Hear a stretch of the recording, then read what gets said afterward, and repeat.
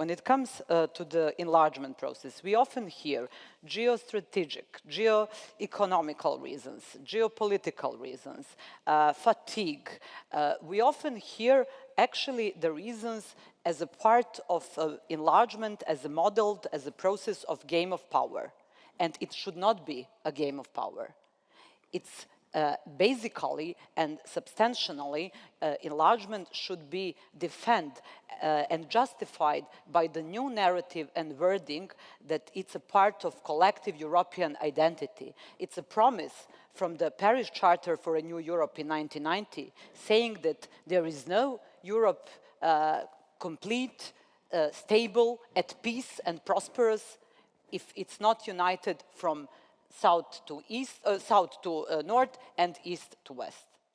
So sometimes I would like to hear more value-based and identity-based, European identity-based narrative about the enlargement, except saying something about geopolitical reasons. Because if we continue to do that, you know what will happen? We will start to consider enlargement as a process where old member state or actual member states would like, on one hand, to maximize the profit from the expanding Europe, politically, economically, in terms of security, and to minimize the costs for the accepting new member states.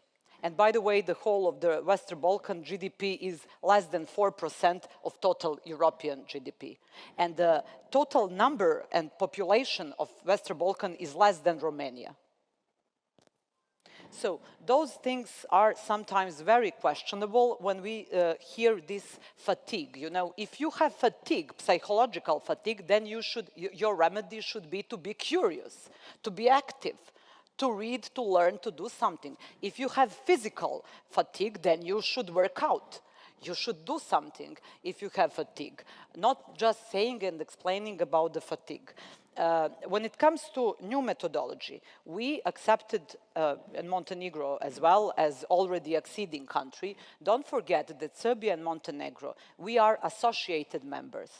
Associated countries, not members, associated countries, since we have signed as mandatory SAA agreement, Stabilization and Association Agreement, and it has been put in force in 2014. 2013. So that means that we are associated country, that we are, everything that we are introducing in our legal system from acquis communautaire is a part of our daily lives of our citizens. And when the problem occur, for example, migration, COVID or something like that, then we hear from European Union, oh, we are sharing the same destiny, we are living under the same sky, etc., etc. And when our citizens are not obliged or not invited to participate conference on the future of European Union, then it means that we don't share the same destiny. It's not only about the shortcuts. No one asks the shortcuts. We are asking for credibility, accountability, and predictability.